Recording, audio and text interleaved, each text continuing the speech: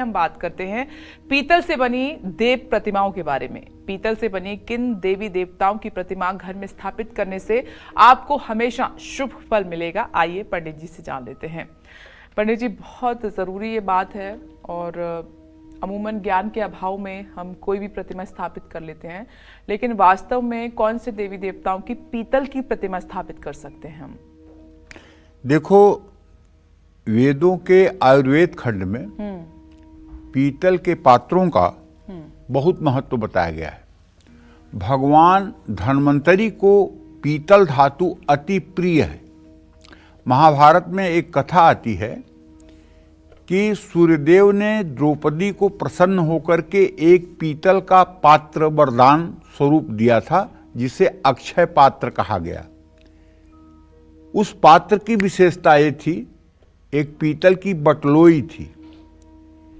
उसकी विशेषता ये थी कि जब तक द्रौपदी खुद उस पात्र से भोजन नहीं कर लेती, तब तक द्रौपदी चाहे जितने लोगों को चाहे जो भोजन उस पात्र से करा सकती थी और कुछ भी घटता नहीं था। ये एक हमारे शास्त्रों की मान्यता है। एक बार कौरवों ने सोचा कि अगर किसी तरह से दुर्वासा ऋषि कुपित हो जाएं और पांडवों को श्राप दे दें तो हम लोगों का काम घर बैठे बैठाए चल जाएगा। तो दुर्वासा के पास जाकर के दुर्योधनादिक ने प्रार्थना की कि एक दिन हमारे जो बड़े भाई हैं धर्मराज युधिष्ठिर, उनके यहाँ आप जाइए और उनके यहाँ हमारा आग्रह है कि आप निमंत्रण स्वीकार कीजिए। दुर्वासा जी दुर्योधनादिक के कहने में आ गए। दुर्योधन ने कहा कि उनके पास तब पहुंचिएगा जब दिन में 12 बज जाए, उसके बाद पहुंचिएगा। 12 बजे के बाद दुर्वासा पहुंचे और तब तक द्रौपदी भोजन कर चुकी थी। उन्होंने कहा कि हम लोग आए हैं, आपके यहाँ भोजन करेंगे अपने शिष्यों के साथ, उसके बाद यहाँ से विदा लेंगे, तब तक हम स्नान करके आते हैं तो भोजन करेंगे। धर्मराज ने कहा, जो आज्ञा। धर्मराज ने जाकर द्रौपदी से कहा कि ये तो अनर्थ हो गया, तूने खा लिया? हाँ। द्रौपदी ने कहा हाँ। कहना अब क्या होगा, ये दुर्वासा बड़े कुपित ब्राह्मण हैं, ये श्राप दे देंगे अगर इनकी सेवा न हुई, और कोई चीज है नहीं यहाँ इनकी सेवा करने के लिए। अब क्या होगा, अब कैसे होगा? तो द्रौपदी ने कहा कि आप घबराइए मत, भगवान कृष्ण के रहते कोई अमंगल नहीं होगा, हम उनके शरणागत हैं, वो हमारी रक्षा करेंगे। द्रौपदी ने भगवान कृष्ण को पुकारा, आ गए। आते ही उन्होंने कहा, श्यामा भूख लगी है बहुत तेज। बोले, अच्छा भूख लगी है बहुत तेज, यहां मैं बुलाई हूं अपने विपत्ति को दूर करने के लिए और तुम्हें भूख लगी है, हमारी परेशानी सुनोगे कि भूख लगी है? कहे नहीं, भूख लगी है, बहुत तेज लगी है, कुछ तो होगा खाने के लिए। कुछ नहीं है। अच्छा वो तुम्हारी बटलोई कहाँ है? वहां रखी हुई है, धो करके। गए, बटलोई को लेकर के देखे, उसमें एक जगह पता नहीं कैसे साग चिपका हुआ था। उसको लेकर के और जरा सा मुंह में डाल करके एक बार डकार किया कि दुर्वासा के जितने शिष्य से तब सबके पेट फूल गए, सबको डकार आने लगी और दुर्वासा वहीं से विदा हो गए, नहीं आए लौट करके भोजन करने के लिए धर्मराज के यहाँ।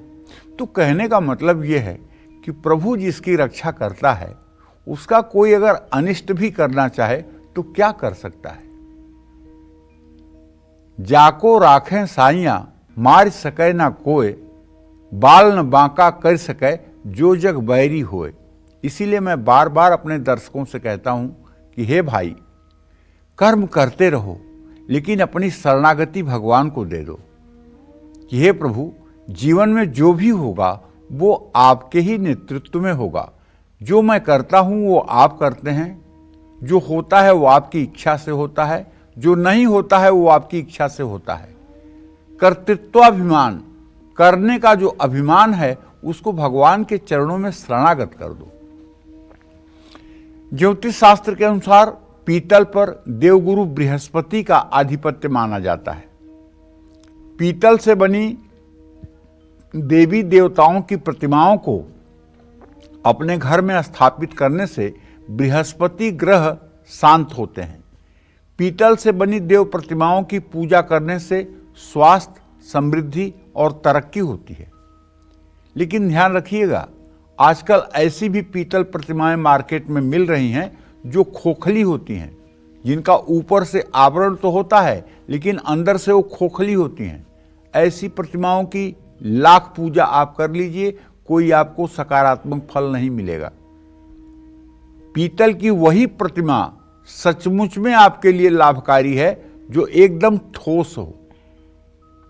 अगर ठोस पीतल की प्रतिमा होगी तो उससे घर में ऊर्जा का संचार होगा, घर का वातावरण शुद्ध होगा और पीतल की देव प्रतिमाओं की पूजा करने से सब प्रकार के कष्ट दूर होंगे। पीतल से बनी किन देव प्रतिमाओं को आप अपने घर में स्थापित कर सकते हैं, ये भी जान लीजिए। जैसे भगवान गणेश की, श्रीहरि विष्णु की, कुबेर की, भगवान श्री कृष्ण की और हनुमान जी के साथ माँ सरस्वती की और माँ लक्ष्मी की भी पीतल की प्रतिमा आप अपने घर में स्थापित कर सकते हैं। और इन प्रतिमाओं की पूजा करके, इन प्रतिमाओं की विधिवत पूजा करके आप अपनी मनोकामना की पूर्ति कर सकते हैं। और निसंदेह इन प्रतिमाओं की पूजा करने से आपको मानसिक शांति मिलेगी, इसमें कोई संशय नहीं है। जय मां विंध्यवासिनी।